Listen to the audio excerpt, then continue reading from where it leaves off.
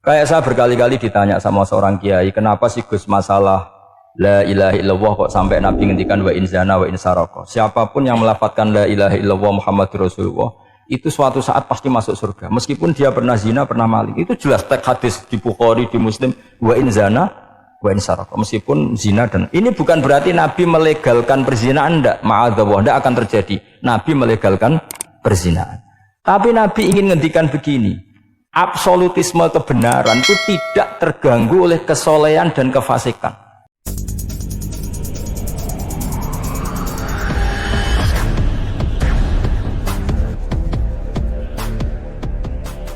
Assalamualaikum warahmatullahi wabarakatuh. Bismillahirrahmanirrahim. Tabarakalladzi nazzala al-furqana ala 'abdihi liyakuna lil 'alamin nadhira. Allahumma sholli wa sallim ala nabiyillah wa ala rasulillah sayyidina Muhammadin wa ala alihi washabbihi ajmain. Nama ba'du.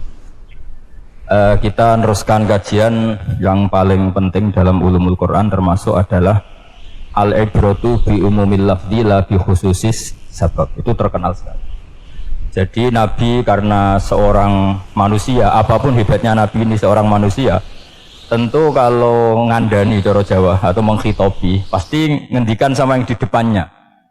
Tapi bukan berarti hukum ini khusus pada yang di depannya, tapi menjadi umum. Kenapa menjadi umum? Ya karena kebaikan itu boleh dilakukan oleh siapa saja. Misalnya Rasulullah ngendikan sama Mu'ad, ya Mu'ad inni uhibbuka fala tada'anna dubura kulli sholatin wa fi riwayatin faqul fi duburi kulli sholatin Allahumma a'inni ala zikrika wa syukrika wa husni ibadatik. Itu jelas kalimatnya Nabi, ya Mu'ad, saya mencintai kamu, maka jangan pernah engkau tinggalkan setelah sholat kamu membaca Allahumma a'inni ala zikrika wa syukrika wa husni ibadatik.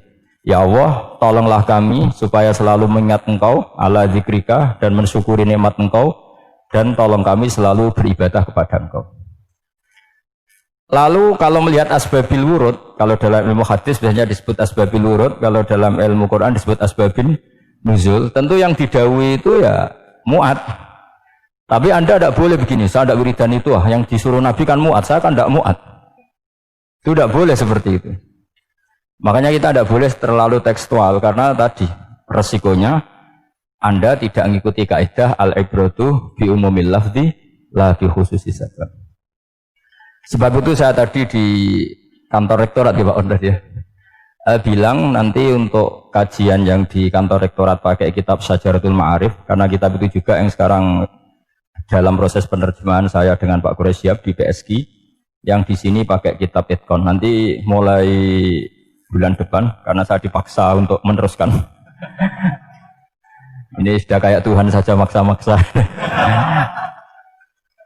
Itu pakai kitab Itqon. Nanti babnya tak kasih yang mendesak untuk diketahui. Termasuk apa? Al-ibratu bi umumil lafzi la bi khususis sabab. Sehingga di Quran misalnya begini, ada cerita begini. Nabi Isa itu bilang begini, saya ini siapa? Saya ini adalah orang, kata Nabi Isa, wa ja'alani mubarakan ainama kuntu. Saya adalah orang yang di mana-mana itu memberi berkah, memberi manfaat kepada siapa saja. Itu jelas tentang Nabi Isa. Tapi oleh ulama dikasih judul yang umum, babu nafil ibad bikullil bilad. Bab bahwa seseorang harus bermanfaat hidup di mana saja, kapan saja. Meskipun itu Allah cerita tentang Nabi Isa. Tidak bisa kamu bilang itu kan Isa, saya kan tidak Isa. Tidak bisa seperti itu. Isa adalah ibaratun an ahlil khairi. Isa adalah figur orang baik. Tentu yang dilakukan baik. Tentu kebaikan boleh ditiru siapa saja. Jadi sehingga nanti pada akhirnya nama-nama yang disebut Allah di Quran itu kalau nama orang baik tentu kita boleh ikut. Paham ya? Kalau nama orang buruk tentu kita tidak boleh ikut. Ya gitu aturannya. Sehingga tadi ada al-ibratu bi umumil lafzi la bi khususi sabab. Jadi yang jadi pegangan adalah standar kalimat umum dengan pemaknaan yang ditentukan ulama. La bi khususi sabab, tidak terkait sebab itu. Misalnya yang paling masyhur tentu dalam hadis Medina itu kira-kira kan utaranya Mekah ya, kira-kira ya. Utaranya Mekah apa selatannya? Utaranya kayaknya, utaranya. Dulu penduduk Medina itu kalau bikin kloset itu, pokoknya kalau qada'ul hajat itu menghadap ke utara atau selatan. Terus kata Rasulullah, kalau kamu sedang qada'il hajat, sedang buang kotoran itu jangan menghadap Ka'bah, juga jangan membelakangi Ka'bah. Itu Nabi redaksinya unik, walakin syarriku au gharibu. Tetapi kamu menghadap barat atau menghadap timur. Itu semua riwayat walakin syarriku au gharibu, tapi kamu menghadap barat atau timur. Nah, artinya apa? Kata syarriku au gharibu adalah binisbat di ahli Madinah, karena orang Madinah posisinya di utara Mekah. Sehingga kalau menghadap utara atau selatan berarti menghadap Ka'bah atau membelakangi Ka'bah, dan itu tidak boleh dalam proses qada'il hajat. Pas buat kotoran. Terus Nabi memerintahkan menghadaplah ke barat atau ke timur. Nah, al-ibratu bi'umil lafzi la bi khususi sabab juga direvisi oleh ulama begini, kecuali sebab itu ada ilat. Maka kalau demikian yang dimenangkan ilatnya bukan teknya. Saya ulang lagi, yang dimenangkan ilatnya bukan teknya. Kayak tadi di hadis itu kan Nabi ngintikan apa? Tetapi menghadaplah barat atau menghadap ke timur. Tentu orang Indonesia malah kalau itu kebalikannya. Orang Indonesia kalau ke barat atau ke timur kan malah menghadap Ka'bah atau membelakangi Ka'bah. Di sini pentingnya ijtihad. Dan ijtihad ini lazim, bukan harus Imam Syafi'i atau Imam Malik. Semua orang normal pasti tahu proporsi kalimat tadi. Karena ada aturan al-hukmu yaduru ma'ilatihi wujudan wa adaman. Gitu seterusnya. Ini penting saya utarakan. Sehingga ketika Rasulullah sedekah dengan dinar dikasihkan fakir miskin atau dirham dikasihkan fakir miskin, pikirannya ulama adalah sedekah dengan mata uang yang berlaku saat itu, tidak selalu ditetapkan dinar atau dirham. Begitu juga ketika Rasulullah dulu zakat fitrah pakai susu kering atau pakai kurma atau pakai gandum, ulama semua bilang yang penting kuti ahlil balad, yang penting makanan pokok di negara itu. Dalam konteks Indonesia tentu apa? Beras. Ini penting saya utarakan karena tanpa mengkaji ulumul Quran seperti ini, dan kita insya Allah bulan depan saya langsung bawa kitab Itqan, di situ ada beberapa contoh, harus seperti itu. Karena kalau tidak terikat sebab itu nanti takutnya ayat umum menjadi liar. Misalnya begini, pernah ada aliran sesat dulu, kebetulan di Jogja itu saya lihat di TV.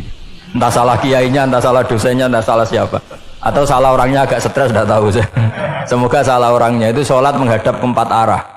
Alasannya Allah nggak ada di mana-mana, ya sudah di barat, rakaat kedua ke utara, rakaat ketiga ke timur, rakaat keempat ke selatan. Itu uniknya, itu ngawurnya lah, bukan uniknya. Ngawurnya itu dalil fa'ina ma tuwallu fathamma wajhuhu. Kamu hadap kemana saja, di sana ada ridho Allah.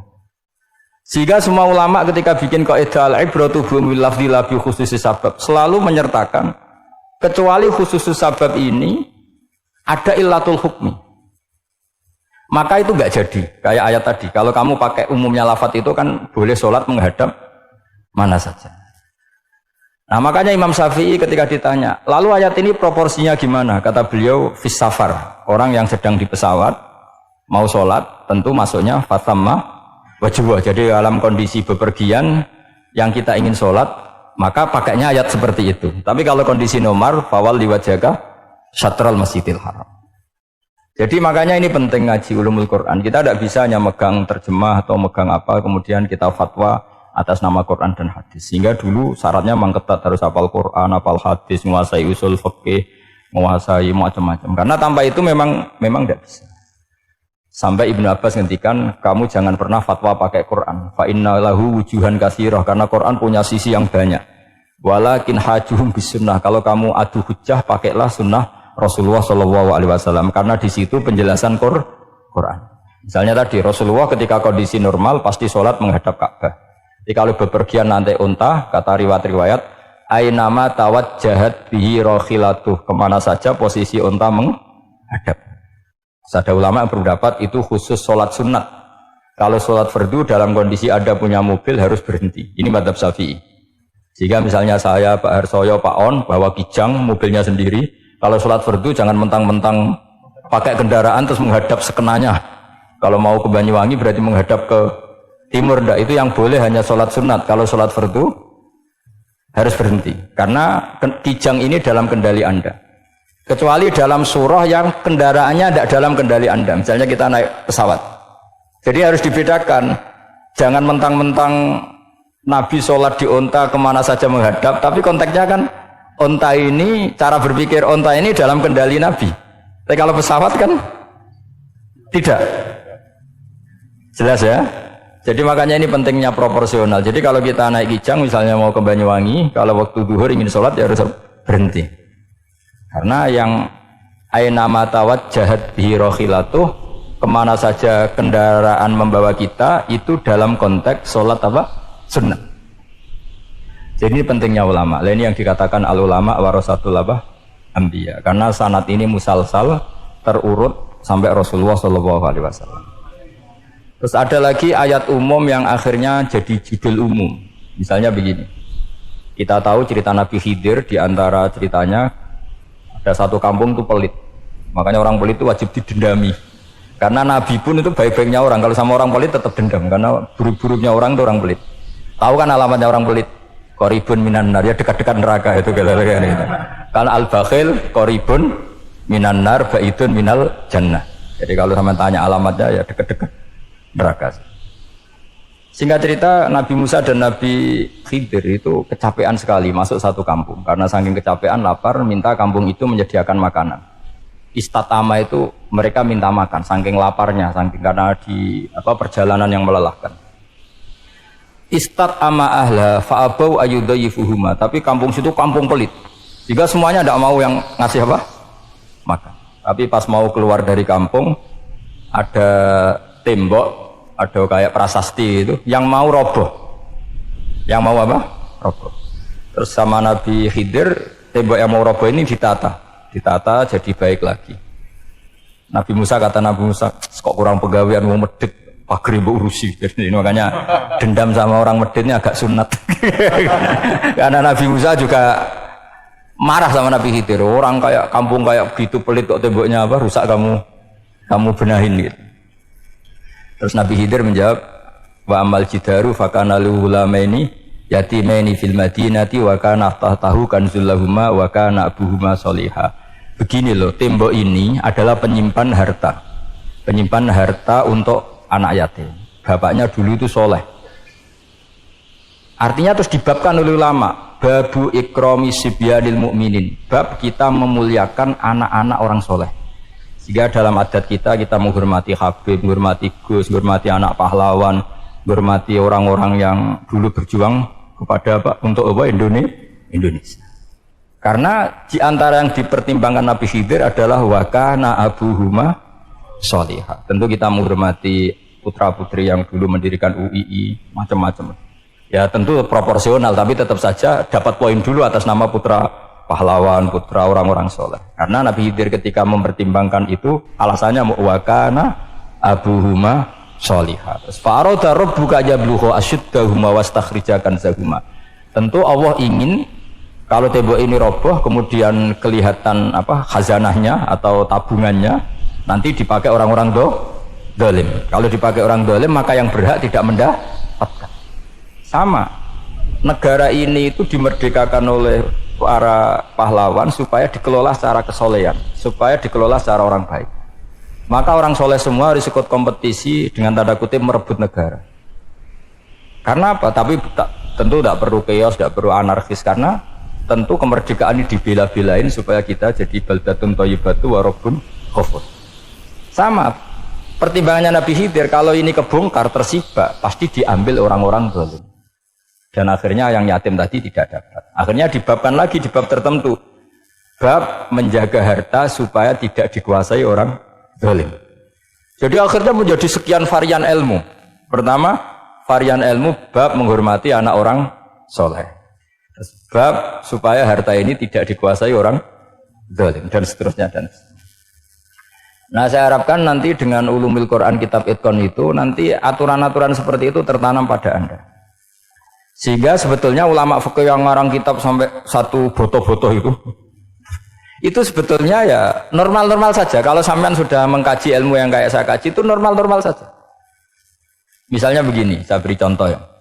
Orang munafik itu disifati Allah gimana? Wa idza qamu ilas sholati qamu kusala. Orang-orang munafik adalah orang ketika mau sholat itu bermales-malesan. Terus kitab Fathul Mu'in atau Fathul Wahab atau kitab semua kitab fikih bikin judul gini. Saya masih ingat takbirnya. Wa yusannu nasyatun li sholatin. Disunatkan kalau sholat itu ketok gumrigah, ketok semangat. Fa inna Allaha ta'ala dzamma tarikihi, karena Allah mengkritik atau menyalahkan orang yang kalau sholat itu tidak nasyat, tidak gumrigah, tidak semangat. Mergo seperti itu adalah fi'lul munafikin, perilakunya orang munafik. Terus ditulis wa idza qamu ila sholati qamu kusala. Artinya di situ Allah mengkritik orang munafik. Kenapa? Karena kalau sholat males-malesan. Anda ingin bersifat kayak orang munafik apa bersifat kayak Rasulullah? Tentu ingin seperti Rasulullah. Kalau ingin seperti Rasulullah ya wasari'u ila maghfiratim mir rabbikum. Kalau ada kebaikan harus cepat-cepat, harus disegerakan. Nah, sehingga nanti babnya ya sudah tidak tentang orang munafik. Babnya begini, babul musara'ah ilal khairat wa tarkil kasli. Bab bergesa-gesa atau bergegas dalam kebaikan dan meninggalkan malesan. Jadi tidak lagi tentang sholat tapi tentang kebaikan apa saja. Jadi kalau kamu punya hutang bisa nyaur jam 7, nyaur jam 9 pasti disalahkan Allah. Karena bisa saja dalam 2 jam ini kita mati. Paham ya? Begitu juga kalau kita sholat bisa awal waktu, kenapa tidak awal waktu? Meskipun akhir waktu ya dibolehkan.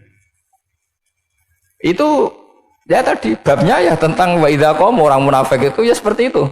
Akhirnya apa? Ayat ini turun tentang orang munafik tapi pemaknaannya umum. Ini disaksikan apa? Orang-orang tua kita ini ada Pak Ersoya, ada Pak On. Pemahaman ini harus dikawal dan ini tradisi ulama. Saya pastikan di pondok-pondok atau di Al-Azhar di mana saja, itkon itu dipakai disertasi doktor. Jadi kalau betul nanti kita mengkaji itu sudah doktor semua ini, doktor tafsir semua ini. Dadaan maksudnya. Memang itu mau tidak mau dan itu mudah sekali. Saya ulang lagi itu mudah sekali. Kenapa kata Imam Syafi'i fa innal uqula mutarratun ila qabril haqqi, karena akal itu dipaksa untuk menerima kebenaran. Ciri utama kebenaran kata Rasulullah matma'an nabi qabruk. Jadi menerima itu pasti clear. Makanya disebut kebenaran itu ma'ruf, mudah dikenali. Sesuatu yang salah bahasa Arabnya itu mungkar, angkarohul aklu. Akal itu tidak nyaman. Makanya disebut apa? Munkar, sesuatu yang diingkari. Akal itu asing. Ya asing tuh misalnya, sepeda motor ini milik siapa? Milik Zaid. Ya sudah lah saya pakai, tidak usah pamit. Akal pasti, ini kok aneh, nggak milik orang kok nggak pamit. Akal pasti nggak terima. Makanya agama itu hanya menerima al-ma'ruf yang mudah dikenali dan menolak al-mungkar, sesuatu yang akal itu nggak terima. Jadi Imam Bukhari ketika ditanya, kenapa kamu salim itu bisa mensarai sanad-sanad Rasulullah? Kata beliau, kalau kamu akalnya normal itu ya gampang saja. Terus ditanya, contohkan. Beliau contohnya begini. Pernah syurrahul hadis, para pensarah hadis itu habis otaknya. Gara-gara Imam Bukhari bikin judul begini. Babu sihhati tolakil akhros. Ingat-ingat ya. Babu sihhati tolakil akhros. Bab sahnya tolaknya orang bisu. Orang bisu itu orang nggak bisa ngomong tuh kalau bahasa Jogja itu. Bisu ya? Bisu. Bisu itu cerita bab sah tolaknya orang akhros. Ternyata apa? Sekian riwayat yang dipakai itu begini. Ana wa kafilul yatim kahataini fil jannah. Nabi pernah ngintikan apa? Saya dan yang merawat anak yatim kahataini fil jannah. Wa asyara bi musabbihatihi wal wusta. Pokoknya Nabi ngintikan begini. Paham ya? Maksudnya apa? Betapa yang merawat anak yatim itu sangat dekat dengan apa? Dekat dengan Nabi di apa? Surga. Terus hadisnya berikutnya asyahru hakada pakai tangan 10, ahakada wa hakada wa hakada berarti 30.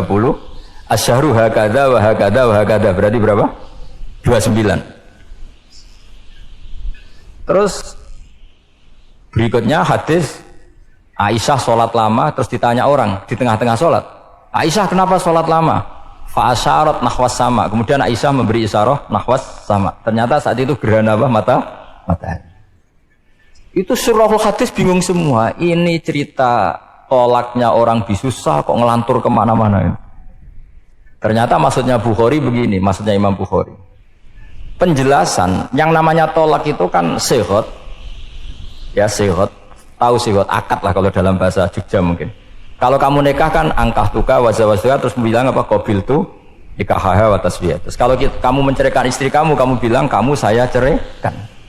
Yang dikatakan sihot itu adalah ekspresi atau implementasi dari sesuatu. Misalnya kamu ingin tolak, bilang saja tolak. Kalau kamu ingin muji orang, bilang saja begini. Pasti itu maknanya muji. Kalau ingin menyemooh, bilang begini. Nah, artinya gini, kalimat itu bisa diganti isyarah. Saya ulang lagi, kalimat itu bisa diganti. Buktinya Nabi mengisyaratkan saya dekat, bilang begini. Paham ya? Aisyah bilang gerhana hanya bilang begini. Nah, kalau begitu orang yang bisu ya punya cara menceraikannya. Dia cukup melakukan isyarat. Yang isyarat itu pasti difahami sebagai cerai. Artinya kalau orang memahami Quran hadis seperti itu, hal-hal yang mungkin nggak terlintas dalam pikiran Anda, ternyata itu jadi dalil. Artinya apa? Rasulullah yang bisa ngendikan saja kadang menjelaskan sesuatu pakai isyarah. Nah, dengan demikian terus jadi rumus al-isyarah al-mufhimah bimanzilatin nutki. Isyarah yang memahamkan sama dengan ucapan. Sehingga ini pengganti ijab qabul. Nah, itu cara-cara memahami istihad, memahami Quran dan hadis. Caranya gimana? Kita harus belajar ulumul Quran ya. Perangkat yang dipakai seluruh dunia termasuk kitab Itqan itu. Dan kitab Sajaratul Ma'arif itu yang saya kaji dan dikaji seluruh ulama di dunia. Karena saya tidak biasa ngaji tanpa kitab yang perlu kita kaji. Saya sendiri itu bisa seperti ini ya barokahnya kitab-kitab itu. Jadi nggak terlintas tapi ya tadi Rasulullah yang bisa ngendikan saja, sering iktifa, sering ngalap cukup dengan apa? Isyarah. Oh kalau gitu berarti al-isyarah bimanzilatin nutki. Isyarah itu sama dengan ijab dan qabul. Apalagi ini orang akhros, orang bisu yang nggak bisa ngomong. Lalu kalau tolak kayak apa, kalau nikah kayak apa? Ya, tapi Imam Bukhari itu uniknya tadi bikin judul babu sihati tolakil akhros, kemudian cerita anak wa kafirul yatim. Nah, itu kalau orang kan nggak sambung, ini sambungnya di mana? Kok malah cerita anak yatim? Ternyata kata kuncinya kahata ini seperti ini dan orang paham sangat sangat. Makanya hati-hati dengan isyarah karena kalau itu betul mengganti lafaz, berarti Anda kalau nyun sewu melafadzkan tolak terganti isyarah, ya agak masalah. Tapi semoga enggak lah. Istri satu kok dicerai nanti nggak punya istri, nanti malah repot. Tapi ini kan saya cerita ilmu saja, ya saya cerita apa? Cerita ilmu. Jadi kalau ada orang bilang semua yang ada di dunia itu ada di Quran, itu caranya ya seperti ini, jangan kayak orang-orang yang terlalu tekstual. Karena kalau seperti ini pasti semua ada di dunia itu ada di Quran. Karena cara pemahamannya seperti ini. Saya sering ditanya kenapa bumi ada likuifaksi macam-macam. Memang dari Quran bayangannya Quran seperti itu. Amin tuman fis sama ayyakhsifa bikumul ardo fa idza hiya tamur. Memang dari awal Allah bikin bumi ini potensinya malah likuifaksi. Potensinya itu melumer. Tamur itu memang maknanya melumer. Dan ketika Allah nyifati bumi wal ardi dzatis sod, sod itu maknanya pecah. Dan Allah tidak sekedar mengatakan pecah, dzatis sod, sifat dasar bumi itu mudah pecah. Jadi kalau dzat itu sifat dasar. Jadi meskipun Quran tidak meneliti spesifik kayak para ahli gempa, tapi dari awal Allah ngendikan bumi itu dzatis sod wal ardi dzatis sod. Bumi adalah berkarakter pecah.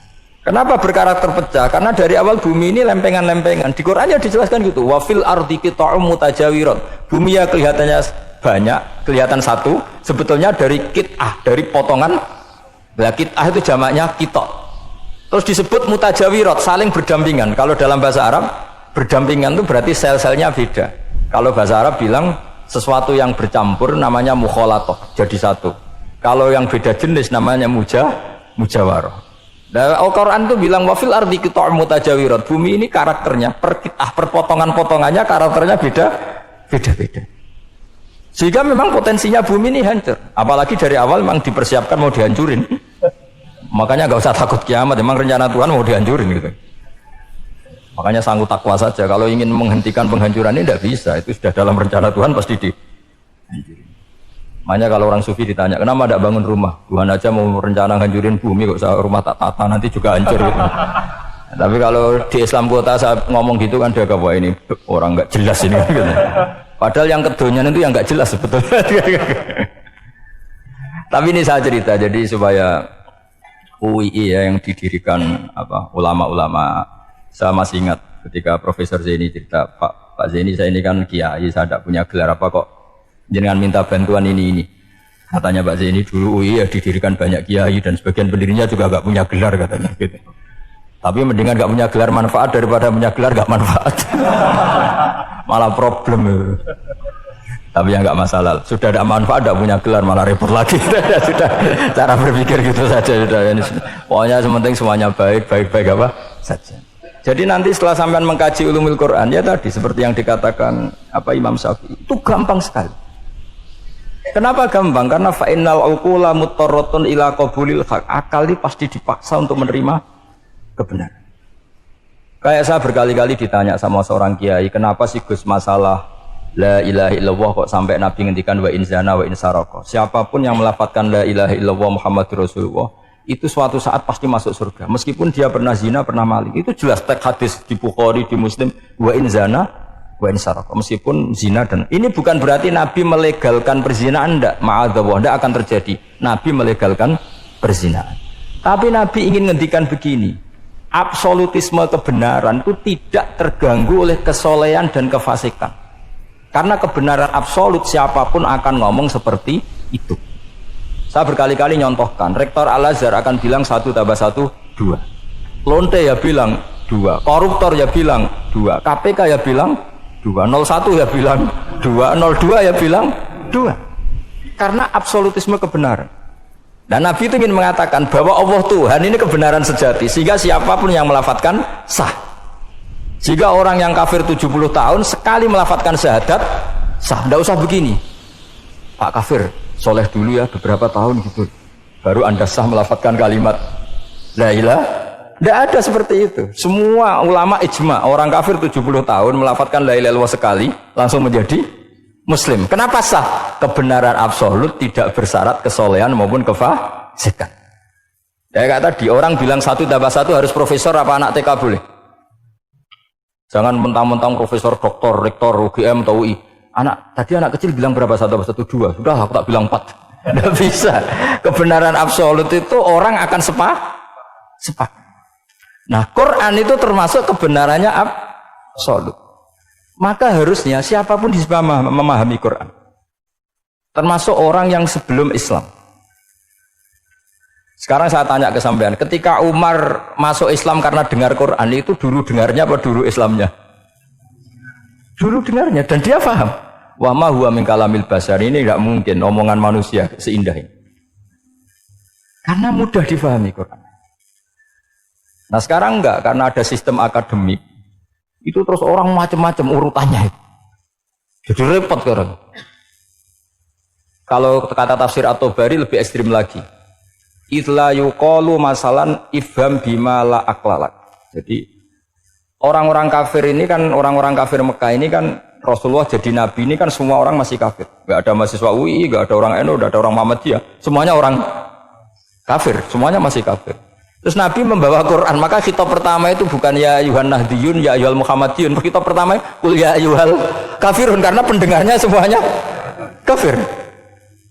Dan itu mereka paham. Tapi nanti soal hidayat nomor 2, tapi mereka itu yang jelas paham. Sehingga banyak orang kafir yang menjadi muslim karena mendengar Al-Quran. Jadi ini penting diketahui karena kebenaran itu milik siapa saja dan akan mudah difahami. Kayak tadi, kalau 1 tambah 1 2 itu rektor ya bilang 2, anak TK ya bilang 2, musuh kamu ya bilang 2, kamu atas nama sentimen dengan musuh pun tetap bilang. Nah di sini kadang Nabi ngendikan mangqala la ilaha illallah dakhalal jannah wa in zana wa in saraka. Proporsinya seperti itu, bukan berarti Nabi melegalkan zina, bahwa kalimat ini kalimat yang kebenarannya absolut sehingga siapapun sah mengatakan itu, meyakini itu meskipun punya masa lalu seperti itu. Jadi jangan salah makna terus Nabi melegalkan, tidak sama sekali. Jadi saya mohon ini jadikan satu ilmu, bahwa ilmu adalah tetap apa? Sehingga ada ayat qulil ladzina kafaru iyantahu yughfar lahum ma qad salah. Katakan kepada orang-orang kafir, sekali menghentikan kekafirannya yughfar lahum ma qad salah, maka kekafiran di masa lalu dianggap hilang dan dia hanya dengan status yang sekarang, yaitu seorang mukmin. Karena dia disahkan melafadzkan la ilaha illallah. Makanya pernah ada cerita, ini penting saya utarakan ke jenengan. Ada orang kumpul kebo, singkat cerita, kumpul kebo lelaki sama perempuan. Suatu saat Nabi dikasih tahu sama tetangganya, ya Rasulullah, orang yang biasa kumpul kebo itu sekarang sudah nikah. Jawabannya Nabi unik. Alhamdulillah, kira-kira gitu kalau bahasa Indonesia. Qad kharaja min sifahin ila nikahin. Dia sudah keluar dari tradisi zina, sekarang dia sudah dengan kehormatan nikah. Maksudnya gini, kalau malam Senin dia belum nikah, kumpulnya kan masih kumpul kebo bertahun-tahun gitu. Paginya dia nikah, malamnya kumpul sudah kumpul sunnah karena sudah nikah. Jadi tak sama seperti tadi. Kalau dia belum melafadzkan kalimat tauhid, ya statusnya dia kafir. Sekali melakukan kalimat tauhid, ya statusnya dia muslim atau mukmin. Sama. Ketika hubungan intim tanpa nikah namanya sifah perzinaan. Sekali nikah ya namanya sunnah. Jadi semudah itu. Dan Nabi tidak tanya macam-macam. Mau ngendikan qad kharaja min sifahin ila nikahin. Sudah keluar dari tradisi sifah menuju nikah. Pertanyaannya gini, kenapa enggak disyaratkan ini itu untuk nikahnya? Misalnya macam-macam lah. Ya sebetulnya syarat itu pasti ada, cuma begini loh. Orang yang ingin menghentikan keburukannya harus kamu katakan sah sekarang juga, karena kita mengesahkan penghentian keburukan. Jangan lalu orang yang mau tobat malah dipersulit. Jadi misalnya la ilaha illallah, kamu belajar makhraj dulu, bila bilangnya lah benar. Belajar bahasa Arab dulu. Ya kacau. Apalagi saya persiapkan seremonialnya dulu, nanti di masjid di syuting supaya satu Indonesia tahu yang Islamkan saya. Itu kayaknya yang engkek, itu malah repot lagi. Ini penting saya utarakan supaya clear. Jadi saya ulang lagi, al-ibratu bi umumil lafzi la bi khusus sabab. Allah ya enggak apa-apa cerita Nabi Musa, cerita Nabi Isa, cerita misalnya begini, bolehkah orang soleh itu jadi raja? Jawabannya harus bilang boleh. Karena Allah pernah menfigurkan tokoh soleh yang bernama Sulaiman dan Daud, dan beliau adalah raja. Ketika Imam Syafi'i ditanya, bolehkah orang Islam tidak kawin? Ya asal dia ada zina ya boleh, karena Allah menyebut hamba yang soleh dan sebagian mereka tidak nikah, yaitu Nabi Yahya dan Nabi Isa. Itu wasayyida wa hasura wa nabiyya minas sholihin. Jadi cara berpikir Imam Syafi'i gampang. Bagaimana hukumnya orang Islam yang enggak nikah padahal dia tapi asal gak zina loh ya? Ya jawabannya ya boleh, karena Allah mensifati Nabi Yahya dan Isa dengan status hasur, tidak apa? Nih.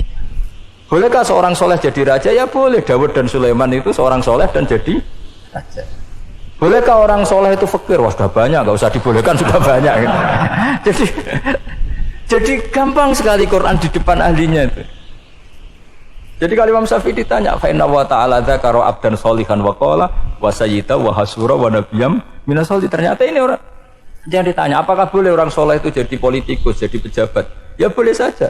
Faqad ataina ala Ibrahim al-kitab wal hikmata wa atainahum mulkan azim. Jadi ini yang boleh bukan sekedar Ibrahim. Padahal di ayat itu tentang ala Ibrahim. Cara berpikir ya tadi, ternyata kesalehan tidak mengganggu jabatan. Ya tentu ya maksudnya untuk kesalehan juga. Jika agama ini gampang. Makanya kalau ada yang tanya bagaimana perempuan punya aktivitas, ya jawabannya asal kebenaran ya boleh. Allah cerita Bilqis dan itu raja perempuan. Di hadis banyak kecakapan Aisyah memimpin, macam-macam. Jadi gampang saja.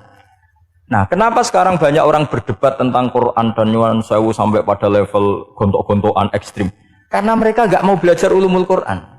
Kegiatannya debat tukaran. Yang bingung kita, yang waras ngalah lah kira-kira gitu. Ini nggak pernah ngaji Quran, gegernya. Ya kacau. Ada ulumul Quran, itu yang namanya kitab Al-Itqan, dan itu dibukukan oleh ulama dan gampang sekali. Pernah ya Sayyidina Umar ketika Futuhat, beliau sudah Futuhat itu mengalahkan musuh-musuh Islam yang memusuhi Islam. Perlu dicatat, musuh-musuh Islam yang memusuhi Islam, karena kalau yang tidak memusuhi Islam nggak boleh dimusuhi juga. Ya. Singkat cerita ditanya, kenapa kita tidak tasakuran besar-besaran, kita kan sudah menang. Padahal disambut sedemikian rupa. Jawabnya Umar apa? Inna wa ta'ala qad ayyara qauman faqala adhabtum thayyibatikum fi hayatikumud dunya wastamta'tum biha. Allah itu mengkritik kelompok kaum yang dalam hidupnya itu foya-foya. Maka saya akan mengurangi foya-foya itu supaya saya menyisakan jatah foya-foya saya sampai di surga. Nanti orang kafir ketika dimasukkan neraka di antara taubahnya Allah. Taubah itu ya semacam kayak disalahkan gitu. Adhabtum thayyibatikum fi hayatikumud dunya, jatah-jatah kenikmatan kamu, salah kamu habiskan di dunia. Sehingga kita harus pernah pas enak-enak tidur tahajud, wiling-wilingan ngurangi jatah. Sayyidah Aisyah tuh cantik sekali, tapi sudah turu mujur di depan Nabi tetap sholat. Kalau sampai istrinya tidak cantik saja nggak pernah tahajud. Itu masalah besar. Itu Aisyah itu kenangannya Aisyah. Saya ini kurang cantiknya. Sampai Nabi kalau sholat digoda tidur di depannya masyhur. Wa ana mu'taridotun. Saya tidur malang di depan Nabi. Nabi kalau berdiri sikilnya aku tak dojorno. Kalau Nabi mau sujud tak ingkert mah. Nabi terus saja tahajud. Dan saya yakin itu sunnah, tidak ada yang niru itu. Aisyah loh, bukan yang Saudah, Aisyah. Di semua riwayat itu, kalau Saudah kan mungkin wah pantesan Saudah kan gitu. Ini terus ada cerita lagi betapa Rasulullah mau Nabi betul. Aisyah itu istrinya paling cantik. Kan yang nyanyi cantik itu hanya Aisyah, Zainab sama Sofia. Kira-kira rivalnya itu. Ya rivalnya itu kira-kira. Ya sebagian ya cantik tapi enggak sekelas ini. Rasulullah itu malam-malam keluar.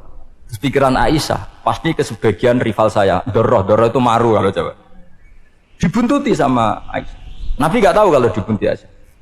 Ini hadis riwayat doa masuk kuburan. Maka, jadi hadis itu ya unik. Kalau nggak di tangan ulama itu jadi kacau semua. Babu doa li ahlil kubur. Bab mendoakan ahli kubur itu babnya itu tentang cemburu. Walhasil karena Nabi keluar, wah ini mesti nggak bener ini. Paling ke Sofia atau ke ya pokoknya Zainab pokoknya yang cantik-cantik. Ditututi sama siapa Aisyah. Nabi nggak tahu kalau itu. Ternyata Nabi itu kebaki terus assalamualaikum daraqaumil mukminin wa inna insyaallah bikum lahikun. Jadi barokahnya cemburu, hadis itu ada rawinya. Oh, ternyata ke kuburan toh. Itu sampai pulang jadi hadis itu diriwayatkan Aisyah. Ghirtu itu cemburu, saya ini cemburu sama Nabi malam-malam keluar. Satu itu jubli moro kuburan. Lah sahabatnya tanya muridnya Aisyah, lalu baca apa? Assalamualaikum daraqaumil mukminin wa inna insyaallah bikum lahikun. Kalau sampean kan enggak dibuntuti tok bar tenan. Mesti barbaran. Jadi ini penting saya utarakan. Jadi coba ulumul Quran dikaji secara baik. Insya Allah nanti maknani Quran itu mudah sekali. Karena memang sesuatu itu harus ada ilmunya. Ya sesuatu itu harus ada. Banyak ulama itu nangis karena mudah memahami rahmat Allah. Abu Yazid Al-Bustami itu jadi wali bukan karena banyak wiridannya, enggak. Dia setiap makan itu memuji begini, ya Allah, engkau itu tidak butuh saya, tapi kenapa ngasih makan saya? Kalau majikan ngasih makan karyawannya kan supaya mau kerja. Semua kebaikan manusia itu pasti ada imbalannya. Tapi engkau itu tidak butuh apa-apa, kenapa ngasih nikmat kepada manusia padahal engkau tidak butuh? Itu kan aneh betul. Kalau apapun ikhlasnya orang, kalau ngasih itu kan ada maunya. Meskipun sudah bilang ikhlas. Oh sudah, tapi kalau Allah itu tidak butuh. Misalnya ada orang nyumbang masjid ikhlas, tetap di hatinya, benak Jumatan Par, Quran yang dindi, tetap ada kepentingannya. Tapi kalau Allah enggak.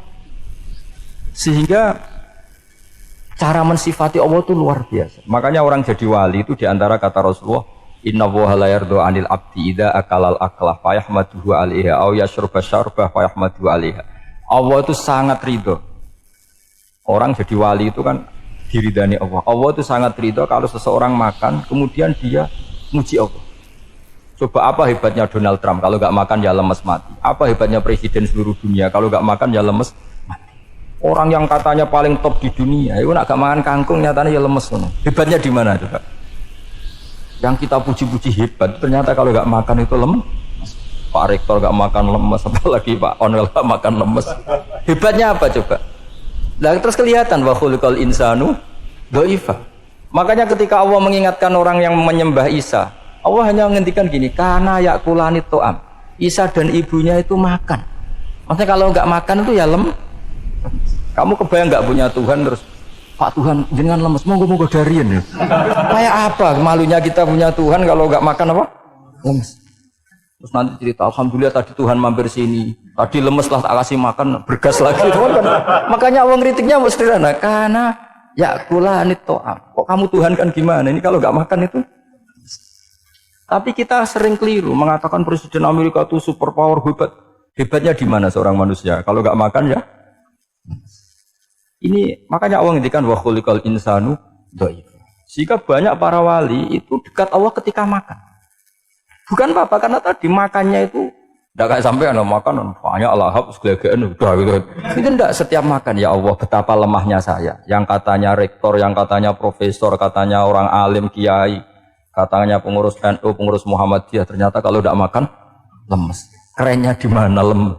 Sehingga terus tawadu, terus macam-macam. Jadi ini penting. Jadi Allah mengingatkan manusia itu dengan makan tadi. Makanya Nabi Rasulullah ngendikan Allah itu sangat ridho seseorang yang setiap makan muji Allah. Tapi sekarang orang makan itu banyak yang enggak menjiwai. Karena ada aturannya sebetulnya ngunyahnya sampai sekian kali. Ya, tapi sekarang kan sudah ada seperti itu. Makanya sekarang wali sudah enggak banyak. Pendaftarnya juga sudah ada banyak. Apalagi orang-orang intelek itu sudah agak tertarik daftar wali. Memangnya kalau sudah jadi wali dapat uang malah repot lagi kalau seperti itu. Tapi ini saya cerita orisinilnya ilmu Quran. Ketika Allah mengkritik Isa itu hanya ketika dituhankan maksudnya. Itu hanya dengan kalimat kana yakulan itu Isa dan ibunya sama-sama makan. Dan ketika Allah memuja Rasulullah SAW dan para nabi, itu pujaannya itu aneh. Wa ma arsalna qablaka minal mursalin illa innahum la yakuluna ta'ama wa yamshuna fil aswaq. Saya tidak pernah menugaskan para rasul kecuali mereka itu ya makan dan jalan-jalan di pasar. Saya sampai sekarang hampir tiap minggu itu jalan-jalan ke pasar sama anak. Meskipun saya di Rembang Kecil kayak gede itu tetap biasa saya jalan-jalan ke pasar. Karena apa? Kata Rasulullah Muhammad, Isa itu sampai dituhankan itu gara-gara jarang makan. Terus orang memitoskan macam-macam. Rasulullah itu kalau makan itu di depan umum, sering di luar rumah. Supaya kelihatan kalau beliau itu manusia. Jadi makannya Nabi adalah nafyun li uluhiyati. Perlu dicatat Nabi Muhammad jadi Nabi setelah dengan tanda kutip tragedi Isa dituhankan. Karena Rasulullah jadi Nabi setelah tragedi Isa dituhankan, maka sisi manusianya itu diperlihatkan. Sampai kalau makan tuh di depan umum. Tapi nggak marung di KFC, tidak ada dari wajah itu. Di depan umum. Nah, karena kepentingannya itu sehingga makannya Nabi ini ibadah yang luar biasa karena menunjukkan sisi kemanusiaan yang akan aman, tidak akan dituhankan. Paham ya? Sama seperti kita misalnya kiai atau pejabat, makan saja gak apa-apa. Tunjukkan kalau kita manusia, kalau gak makan lemes. Dan kalau itu terus dalam hati kita, insya Allah kita orang yang mengimani wa khuliqal insanu dha'ifa. Betapa manusia itu lemah. Nah tapi kita sekarang enggak. Kalau kita jadi rektor gak bisa mengendalikan satu kampus, jadi kiai bisa mengendalikan umat. Pikirannya itu kayak Fir'aun. Dan di antara kesalahan Fir'aun adalah faqala ana rabbukumul a'la, bahwa saya bisa mengendalikan kalian. Maka dalam ilmu tasawuf yang pertama harus dihilangkan adalah sifat anani, bahwa karena saya. Tapi kalau orang mau jadi wali atau orang dekat Allah, kenapa saya sering menyebut kata wali? Sebenarnya khazanah wali itu ada di Quran, ala inna awliya Allahi la khaufun alaihim wa lahum yahzanun. Cuma orang kota senangnya bakas intelektual. Wong desa senani bakas wali. Akhirnya banyak orang yang enggak wali modus pura-pura wali terus nipu orang. Jadi sama-sama ada korban. Yang intelektual juga sama. Seakan-akan lebih intelek timbang wali ini. Makanya saya supaya bahasa intelektual ya ada di Quran, maksudnya terjemahannya ada, bahasa wali juga apa? Dan kadang orang jadi wali itu melakukan hal-hal yang kecil. Itu merasa doif saat apa? Makan. Merasa doif saat. Karena tadi paling mudah menafikan ketuhanan seseorang adalah nyatanya kalau nggak makan lemes. Paling mudah mendoifkan manusia yang katanya presiden superpower pun kalau nggak makan. Apa artinya kehebatan manusia yang sehatnya bergantung nasi satu mangkok? Kerennya di mana coba? Presiden kondang bisa pengaruh seluruh dunia. Jajalnya gak mangan sedino. Lemes. Berarti hadar rojul, lelaki ini bergantung satu mangkok nasi. Hebatnya di mana juga? Makanya ada seorang raja angkuh datang ke seorang ulama, saya raja bisa mengendalikan dunia. Kata ulama, hanya gini, andaikan kamu tidak bisa minum, kemudian harus bisa minum kalau orang menukarkan kerajaan kamu, kamu boleh minum asal kamu tidak jadi raja. Apa kamu kasihkan kerajaan kamu ketika kamu harus minum dengan cara seperti itu? Misalnya di tengah belantara, kalau di Arab kan sering ada apa? Sahara itu ada padang pasir. Terus kata raja itu, ya saya milih minum. Kalau saya tidak minum mati. Mendingan tidak punya kerajaan.